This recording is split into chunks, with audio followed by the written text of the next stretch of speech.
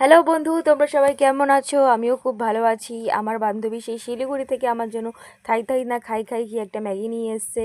যাই হোক, এই ম্যাগিটা খুলে আমি তো অবাক, কারণ কি এটা থেকে অনেকগুলো মশলা বেরিয়েছে। এইগুলো কিভাবে ইউজ করতে হয় আমি কিচ্ছু জানি না। তো যাই হোক, আমি চেষ্টা করছি কিভাবে বানাতে হয়। মানে আমরা বেসিক্যালি যেইভাবে ম্যাগিটা বানাই সমস্ত মশলা দিয়ে, তো আমি সেইভাবেই বানানোর ট্রাইটা করছি। তো তোমরা সাথে থেকো, পাশে থেকো, দেখতে থাকো। এইবারে এই যে ম্যাগিটা আমি দিয়ে দিলাম। তো তোমরা কোথার দিকে ভিডিও দেখছো আমাকে একটু জানাবে, না জানালে আমি কী করে বুঝবো বলো? তো এই যে এই তেলের মধ্যে কী অংশটা দিয়ে দিতে হয়, এটা তেল আদৌ বলে কিনা আমি তাও জানি না। তো তোমরা একটু জানিও তোমরা এই ম্যাগিটা কে কে খেয়েছো।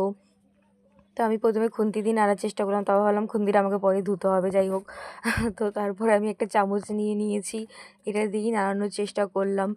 ম্যাগিটার মধ্যে এই যে এটা হচ্ছে চিলি পাউডারটা দেওয়ার পরেই ঝালটা হয়। তো আমি ভুল করেছিলাম, আমি দুটো চিলি পাউডার দিয়েই খেয়েছিলাম, যার জন্য আমার ঝালটা বেশি লেগেছিলো। তো তোমরা যদি ঝাল কম খাও তো একটাই ইউজ করো। তারপরে এই যেই মশলাটা, এটা একটা আলাদাই স্বাদ এনে দেয়। তো তোমাদের সাথে কথা বলতে বলতে আমার ম্যাগি অলমোস্ট হয়ে গেছে। এইবার আমি এটাকে খাবো। চলো খেয়ে দেখি কেমন হয়েছে। না না, গামলা শুদ্ধ খাবো না। তো আমি একটা বাটি নিয়ে বসে পড়েছি, কি করব বলো, গরিব মানুষ। তোমরা তো আমার ভিডিও লাইকও করো না, শেয়ারও করো না, সাবস্ক্রাইবও করো না। তো সেক্ষেত্রে বাটি নিয়েই বসাটাই স্বাভাবিক। যাই হোক, স্ট্রাগল করতে হয় জীবনে। তো দেখো, আমি চামচটা দিয়ে যেমন স্ট্রাগল করছি এটাকে ওঠানোর জন্য, কিছুতেই উঠছে না। তারপর ফাইনালি উঠেছে। তো আমি একটু ফু দিয়ে নিলাম, যেহেতু গরম। তোমরা কি খাবে? জানি তোমরা খাবে না। যাই হোক, আমিই খেয়ে তোমাদেরকে বলছি কেমন হয়েছে। আমার মুখের রিয়াকশান দেখে তোমরা অবশ্যই বুঝতে পারছো।